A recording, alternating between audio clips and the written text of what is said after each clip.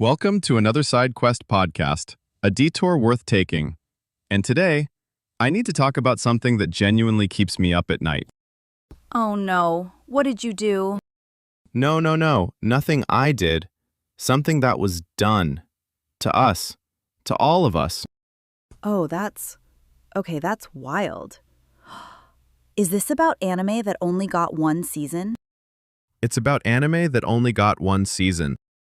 Okay, I already need a moment. Not me sitting here like, we haven't even started yet. I know, and I'm already grieving. I'm already in the stages of grief, AJ. Which stage are you in?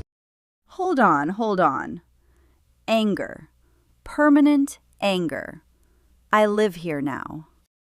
That tracks. That really tracks. Okay, we're gonna get into it. We're gonna name names. We're gonna pour one out. Let's go. This episode has been a long time coming. Like, we've been dancing around this topic for a while, and I finally just said, we're doing it. And I said yes so fast. Zero hesitation. Didn't even let you finish the sentence. You literally cut me off mid-pitch. Because the answer was yes. The answer is always yes to this topic. Okay. So here's the thing, and I want to set this up properly. We're not just talking about anime that got canceled. We're talking specifically about shows that had one genuinely incredible season, and then just nothing. Gone. Into the void. Which is somehow worse than a bad show getting canceled. At least bad shows deserve it. Right? Like if a show is bad and it gets one season, you go, okay, yeah, that makes sense. But when something is legitimately great, when it has momentum and a fan base and people are hyped, and then it just ends? Nope. It's a crime. A certified crime. It should be illegal, honestly. There should be a courtroom, a judge, a verdict. Bro, same though. The studio executives up on the stand. You have been found guilty of abandoning a masterpiece. Okay. Let's actually get into this properly. No, but honestly, so I want to start by actually asking, why does this happen? Because I think a lot of people assume it's just studios being greedy or lazy, but it's actually more complicated than that. Oh, it's complicated and infuriating, which is the worst combination. The worst combination. So the big thing is, for a lot of anime, the source material is the thing that drives the decision. Manga sales, light novel sales. If the anime comes out and the source material sales don't spike the way the studio hoped, Okay, that's wild. Bye. bye. Done. See you never. Even if the anime itself is doing great. Not me sitting here like, even if the anime is doing great, which is maddening, because you can have 1 million people watching and loving a show, and if that didn't translate to people buying the manga volumes, Which, can we talk about how that model is kind of broken? Like, not everyone has access to the manga. Not everyone can read Japanese. The localization might be behind. hugely behind, yeah. Hold on. So you're essentially punishing fans for circumstances they can't control. And there's also the production side. Some shows get greenlit with kind of a let's see budget. Like, one season is the whole experiment. If it pops off big enough, maybe season 2 happens. If not, Into the void. I said what I said. Into the void. And what makes it tragic is, a one-season anime that ends on a cliffhanger or mid-arc is in a completely different category than something that got a clean ending. Because at least if it wraps up, You can grieve cleanly. There's a body. You have something to bury. Sky. No, I'm serious. A cliffhanger ending with no season 2 is just, it's an open wound. It never closes. It never closes. You just walk around with this unresolved narrative permanently living in your brain. I still think about certain shows and I feel it. I physically feel it. Yes, and that's actually a perfect transition into the shows themselves, because we picked a handful that we think really represent different flavors of this pain. Different flavors of pain. Great podcast. Love it. Premium content right here. Different flavors of pain, exclusively on another side quest. Okay, so first one I have to bring up is Deadman Wonderland. Oh. Oh, you went right for the jugular. I went right for it because Deadman Wonderland is one of those shows where if you watched it in the early streaming era, it was everywhere. Everyone was talking about it. And then it just stopped. Okay, no. 12 episodes. 12! And the manga is so much longer. There's so much story left. The adaptation covers maybe the first third of the actual story, and the anime ends in a way that's clearly not an ending. It's a pause that never got unpaused.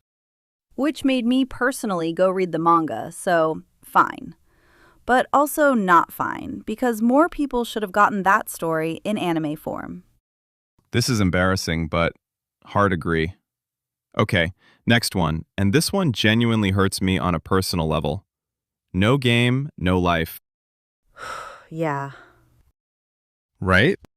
Bro, that's all I can say. Yeah. Because that show has everything.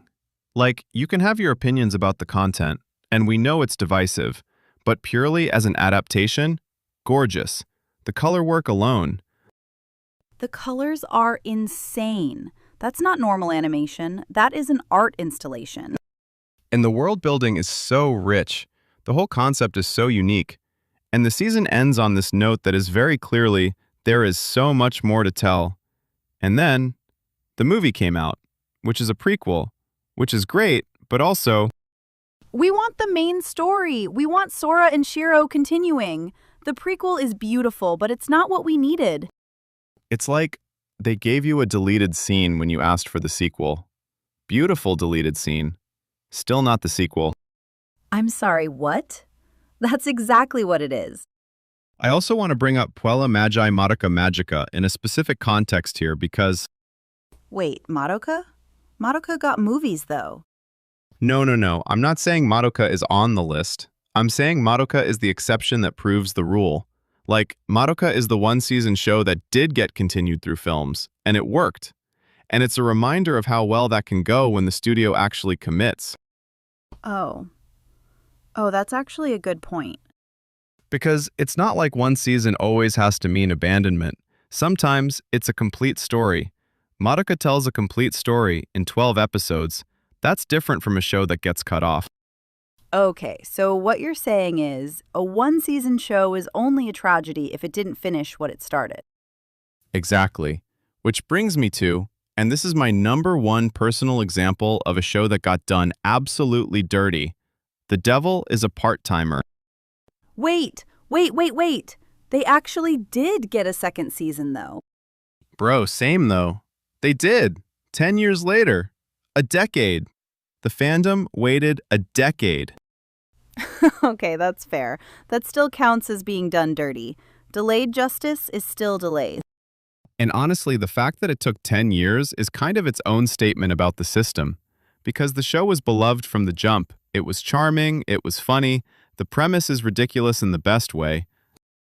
Okay, no. The Demon Lord works at McRonald's. If that's not enough to sell anyone, I don't know what is.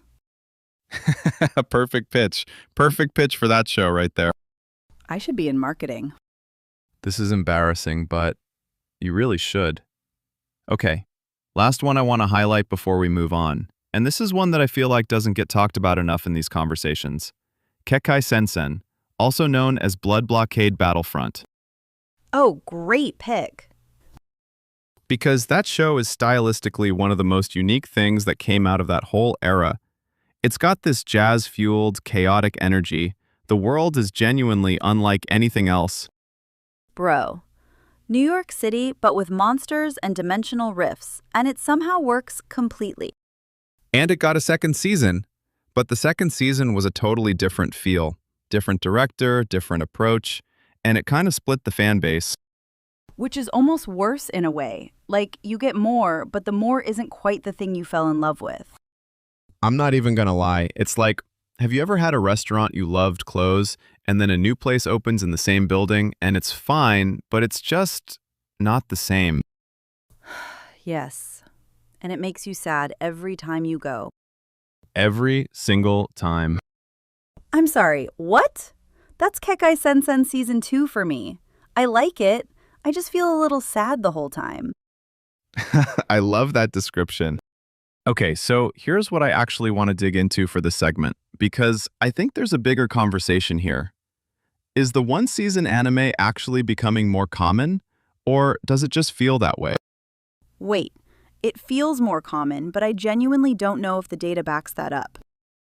I think it's a mix of both. Like, we're consuming more anime than ever. Streaming has made it possible to watch things from 20 years ago just as easily as something that aired last season. So the library of abandoned shows just feels bigger because we have access to all of it at once. Right, but also, I do think the current model creates conditions where one-season endings are almost baked in as a possibility from the start. Like, some of these shows are greenlit as essentially marketing vehicles. Which is dark. It's a little dark, because the anime exists to sell the source material, and if the source material sales don't move, the anime is considered to have done its job, even if it's unfinished. That's what I'm saying. That is so backwards to me because you've now created fans, real fans, people who are emotionally invested, and you're just leaving them? And the counter-argument from the business side would be, those fans can go read the manga. Which again, access, availability, translation timelines. Not everyone can just do that. And I think this is where the streaming era is genuinely interesting, because Netflix and Crunchyroll and others, they're commissioning anime now, directly, which changes the incentive structure. Because they're not relying on manga sales to justify continuation. They're looking at watch hours, subscribers, engagement metrics, which is its own kind of pressure, but it's a different kind of pressure. Oh, that's wild. Is that better? I think it can be. Like, Cyberpunk Edgerunners got made because Netflix wanted it made, and that show is a masterpiece that lives in its one season beautifully. Okay, Edgerunners is actually a perfect example of a one-season show that was designed to be one season. Not me sitting here like, exactly. There's a difference between a show that gets cut off and a show that was always meant to be a finite story, and I think we as fans sometimes conflate those two things. Because grief is grief, AJ. If I love it and it ends, I'm sad regardless. Fair, that's completely fair. Hold on. But, okay, from a craft perspective, a show that tells a complete story in one season and sticks the landing is actually harder to do well than an ongoing series. Oh, massively harder. Because you don't get to coast. You don't get to have a slow arc or a filler stretch. Every episode has to matter. Which is maybe why they hit so hard when they work. Because there's no fat. It's all muscle. I said what I said. That's a great way to put it. And I think that's also why the ones that get cut off mid-story feel so particularly cruel. Because you can see the shape of something great, and you just don't get to see it finish. Like watching someone build something incredible, and then the lights just go out. Yeah, exactly like that. Wait, I'm fine. I'm totally fine. We're both fine. Completely fine. This is fine. Like, why do I relate to this so much? The thing I keep coming back to is, what's the move for fans, right? Because petition culture has had some wins. There are shows that came back because of sustained fan pressure. The Devil is a part-timer, like you said. Fruits Basket got a full remake. There's precedent. So it's not hopeless, it's just slow, and requires patience that, frankly, I don't have. That's what I'm saying. None of us have it. That's why we're all still yelling into the void. Yelling into the void on a podcast specifically. A very on-brand void. The most on-brand void. Okay, before we wrap, recommendation time. Sky, you want to take this one? Yes, okay. This week's recommendation is Erased. And if you haven't seen it, I genuinely envy you because you get to watch it for the first time. The first watch experience of Erased is something else. Okay, that's wild. It's a mystery thriller with a time travel twist. It's 12 episodes, it's beautifully paced, and it will have you completely locked in from episode 1. The emotional gut punch it delivers by the finale is, look, I'm giving it 5 out of 5 stars. No hesitation, no asterisks. Hard agree. 5 stars. Watch it immediately. Immediately. Okay, big takeaway from today's episode. Not all one-season anime are tragedies. Some of them are complete, intentional, beautifully crafted single stories. But the ones that got cut mid-flight, those are real losses, and it's okay to still be a little mad about them. Very okay. Permanently valid. If you've got a one-season anime that wrecked you, drop it in the comments. We want to hear them. We want to grieve together. Hold on.